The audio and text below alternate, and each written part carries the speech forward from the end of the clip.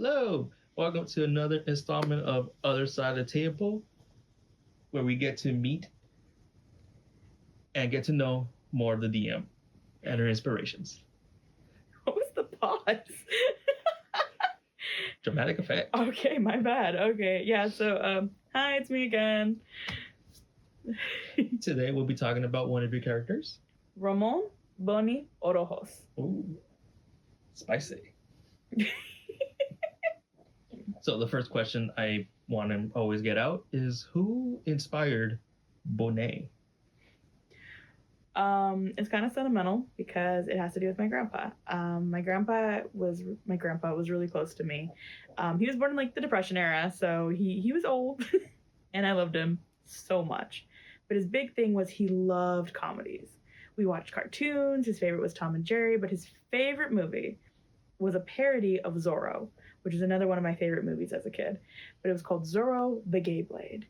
And the whole point of the movie was that Zorro had like broken his foot. And because of that, he had to ask his brother, who's his twin, who's currently working for the British Navy, and has changed his name from Ramon to Bunny Wigglesworth. And he's pretty stereotypically gay, but for me as a kid, I just love seeing a man just be so flamboyant and playful. And instead of having the usual drab black of Zorro's outfit, he comes out in shining gold, blushing pink, pretty plum outfits, and instead of a sword, he uses a whip. And it's just really funny, and some of the jokes have not aged well, of course, because it is stuff from like way back in the day. I think it was in the 70s when this was made. But for me, it was always a fun memory because my grandpa also accepted me for being a bisexual woman. And when I told him, and very shyly told him it as a teenager without telling anyone else, he just said, "Shelby, I like you. You're going to be fine."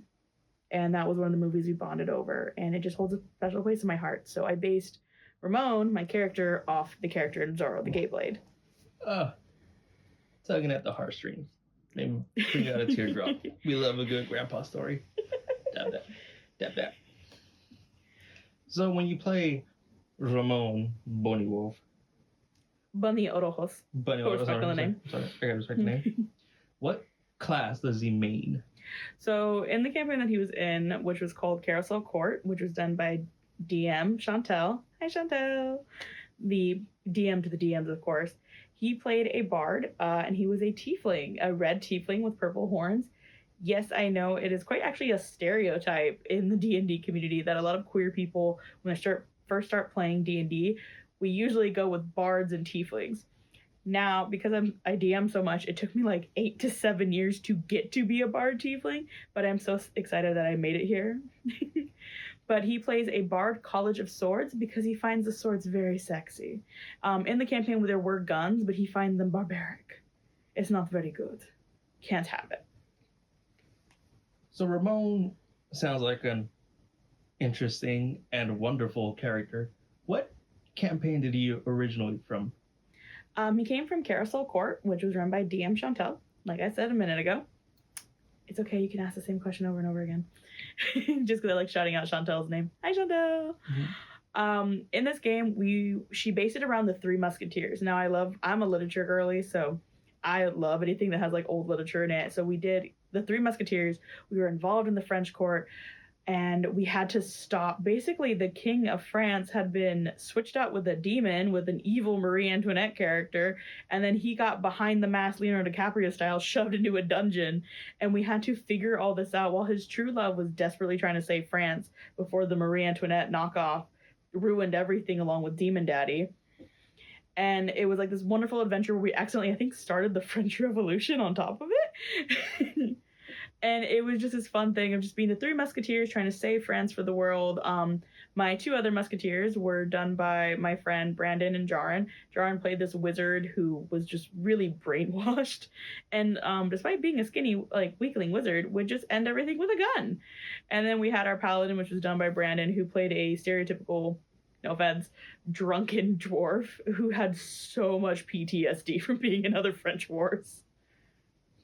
So I hear Ramon Bunnyworth, I'm picturing elegance, honoring. So how would he dress? How does he look? How does he present himself? Oh, very sexy, very correct, very fashionista. He wears the tight French like Spaniard pants with the boots, but everything has a design on it. He loved a pattern.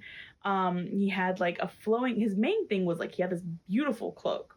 The cloak had no spells, no magic buffs, nothing. It mainly would just change colors at will to the aesthetic he so wished. That was all it did. And then he had this big, beautiful cap with a giant feather in it that accented his purple horns, along with the ruffles on the side, but of course open chest because we got to show a little skin for the girls.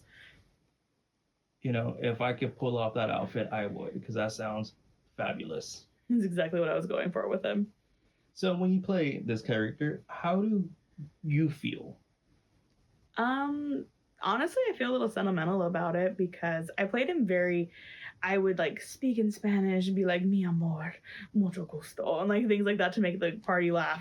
Fortunately for me, despite being Hispanic, my Spanish is very bad, which I'm trying to get improved on it just so I can know my own language. But we played it very sexy, very playful. He was kind of a non-traumatized, like he had a good family, or so we thought.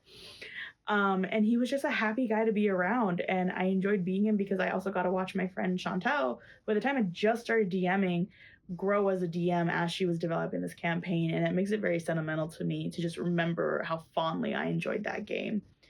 Everything about Ramon just makes me so happy because I loved him so much.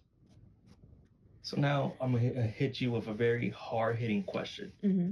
I know it's hard to pick your favorite moments from a character that you love so much, but if you could pick out one standing out moment, which one will it be? I think it would be Ramon's most unhinged moment, which I don't think everyone will like. So there was a scene where we went to this prison, and we had got thrown away the key, stripped of all of our gear, and it was this moment where we realized our characters were very codependent on certain items in their gear. The wizard, they took away his book. You don't take a nerd's book. The paladin was sober because they took his alcohol, and he hadn't been sober in a very long time. For me, they took my cloak, and for Ramon, that was a huge part of his identity. So there was a corpse in the dungeon with us.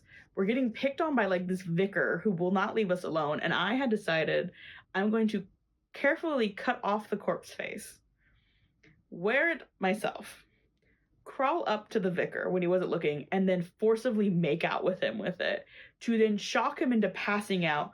I took his keys, and then with no gear, none of us had any gear. We were just feral and upset that our stuff had been taken, took out a bunch of prison guards, which the DM later told us that was not the plan. We were just supposed to get knocked out, and we did the prison dungeon backwards because we had gotten so feral over our stuff. So I now fear and love him. The problem with DMs that don't get to play very much, which we do lovingly because we love to tell our stories, is that when we get to play, we want the things to get as unhinged as possible. We do not fear killing the character. We dare you to kill the character. So we will do increasingly crazy things to let off the steam of having to control ourselves when a player destroys our entire campaign with a single decision or a single nat 20. Don't you just hate when they do that? Only when I have to rewrite hours of work. But if you are not a DM, unless you have had that moment where you go, take a good chunk of your story and just throw it in the trash can. But that's the risk of being a DM, and you can never be mad at your players for making a story just a little bit more interesting. Well, I feel like we got to know more of the DM and behind the player as well. Thank you for sitting down and talking with me on another segment of the other side of the table. Thanks for having me again. Bye. Till next time. Till next time on my own page.